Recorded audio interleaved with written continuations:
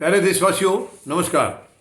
मैंने एक दो बार पहले भी आपको बताया है कि बीजेपी, जिसकी आज केंद्र में सरकार चल रही है, इनके पास एक वॉशिंग मशीन है। देखिए, दुनिया के पास जो वॉशिंग मशीन होती है वो कपड़े वगैरह धोने की होती है। कपड़े डालते हैं, गंदे कपड़े डालेंगे, साफ होके आ जाएंगे। ऐसी वॉशिंग मशीन दुनिया में अभी तक जो हम लोग यूज़ कर रहे थे। इनके पास एक विशेष किस्म की वॉशिंग मशीन है, जहाँ गंदे निकम्मे यानी भ्रष्टाचारियों को एक तरफ से डाला जाता है और दूसरी तरफ शुद्ध होकर निकल जाते हैं, गंगा स्नान करके निकल जाते हैं, उनके पाप धुल जाते हैं। बीजेपी के पास ऐसी वॉशिंग मशीन है, वो सारे पाप धुल जाते हैं। मैंने 2-3 बार आपको बताया है पहले। अब देखिए, महाराष्ट्र के मुख्यमंत्री हैं, उप मुख्यमंत्री अजीत पवार। ये जब महाराष्ट्र के चुनाव हुए थे तो सरकार बन नहीं पाई थी, काफ़ी दिनों तक इंतज़ार रहा था, काफ़ी दिनों तक सरकार का गठन नहीं हो पाया था, क्योंकि बीजेपी और शिवसेना इकट्ठे चुनाव लड़े थे और इनके किसी मतभेद के कारण, मनमुटाव के कारण, क्योंकि वो मुख्यमंत्री 2.5 साल का चाह रहे थे और शिवसेना का कहना था कि बीजेपी ने हाँ किया था, ये एग्री किया था चुनाव से पहले, और बीजेपी कहती है हमने ऐसा कुछ नहीं किया था।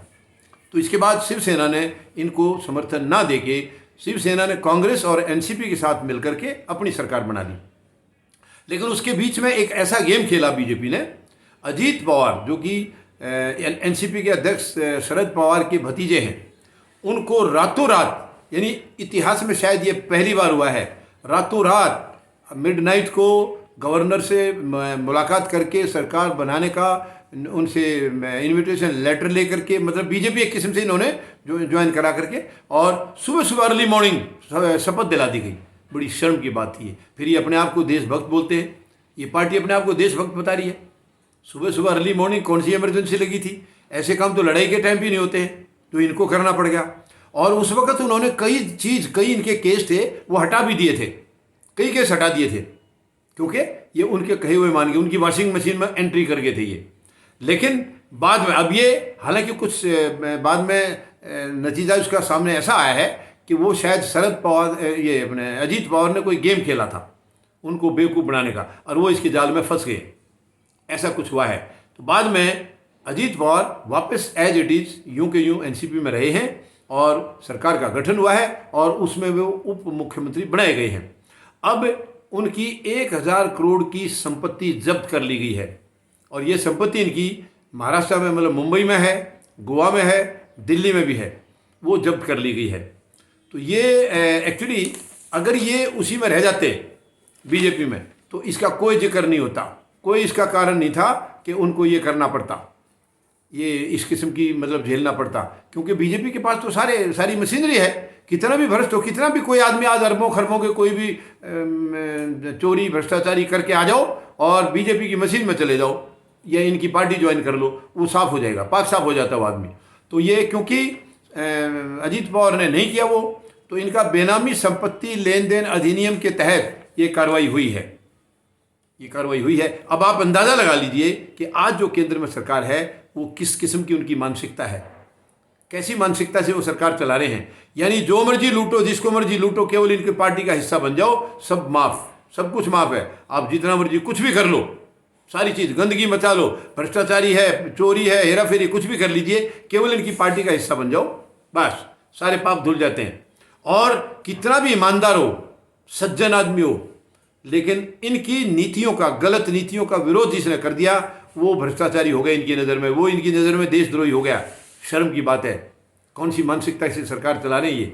ये इस देश के लायक नहीं है, ये सरकार इस देश के लायक नहीं है। इनकी मानसिकता बहुत ही ख़राब है, इनकी मानसिकता बिल्कुल जो देशद्रोही होते हैं वैसी मानसिकता है इनकी। ये बहुत ही दुख की बात है कि ऐसी मानसिकता के लोग आज देश पर सत्ता जमाए बैठे हैं, ज़बरदस्ती सत्ता जमाए बैठे हैं, क्योंकि ये दोबारा जनता ने नहीं चुना इनको, दोबारा ईवीएम से चुन के आए हैं ये, क्योंकि इन्होंने कुछ किया ही नहीं था। जनता को दिखाने के लिए इनके पास कुछ नहीं था और इनको पता था कि जनता तुम्हें नहीं चुनेगी, इसलिए ईवीएम का सहारा लिया इन्होंने, ईवीएम मशीन का बटन दबा के वहाँ से वोट लिए हैं। तो मतलब अब इनकी मानसिकता आप देख लीजिए। सबको पता है, पूरे देश को मालूम है कि अजीत पवार ने, चाहे वो गेम था या वो सचमुच गए थे, बाद में वापस आए, जो भी है, लेकिन वहाँ जब गए थे तो इनके कई केस हटा दिए गए थे और ये वापस आ गए हैं, तो उनके लिए तो बहुत ही बड़ा झटका है। वो कैसे बर्दाश्त करेंगे इस झटके को। यानी उनके यहाँ जा गए और शपथ ग्रहण कर ली उन्होंने, उन्होंने शपथ ग्रहण कर ली थी उप मुख्यमंत्री की। देखिए, बताइए, यानी कि फडणवीस ने अपनी जो है मुख्यमंत्री की शपथ लेके इनको उप मुख्यमंत्री बना दिया था रातों रात।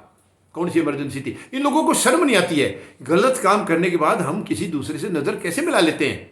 पता नहीं इनकी अंदर कितनी हिम्मत है, कितनी कितनी ज़बरदस्त इनकी छाती है कि गलत काम करेंगे, चोरी करेंगे, हेराफेरी करेंगे, सब कुछ करेंगे और उसके बाद सीना तान के जनता के सामने खड़े होकर नज़रें भी मिलाते हैं।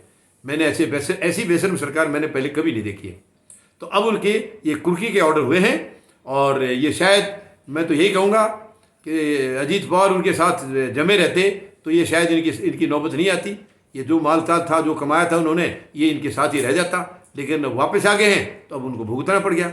यानी वहाँ रहते तो ये सब माफ था, वहाँ नहीं रहे तो ये गलत होगा तो भी ये बीजेपी वाले सही कर देंगे इसको। कितनी शर्म की बात है। ऐसे प्रशासन चलता है क्या? अब समय आ गया है। 140 करोड़ लोगों से मैं निवेदन करता हूं, आप सब फौजी जनता पार्टी का हिस्सा बने और इस जंग लगी हुई राजनीति को हम खत्म करेंगे। इस घटिया और निकम्मी सरकार को हम उखाड़ेंगे और एक संवैधानिक सरकार बनाएंगे जो ईवीएम से नहीं बल्कि बैलेट पेपर से चुनी जाएगी, जिसमें गरीब, मजदूर, जवान और किसान ये जनता के सच्चे प्रतिनिधि के तौर पर चुन के जाएंगे और वो सचमुच राष्ट्रीय सरकार होगी, देश की अपनी सरकार होगी, जनता की अपनी सरकार होगी। और उसके बाद भारत को विश्व शक्ति बनने से कोई भी ताकत रोक नहीं सकती है। उस वक्त हम हमारे महान शहीदों के सपनों के भारत का निर्माण कर पाएंगे। धन्यवाद। जय जवान, जय किसान, जय हिंद।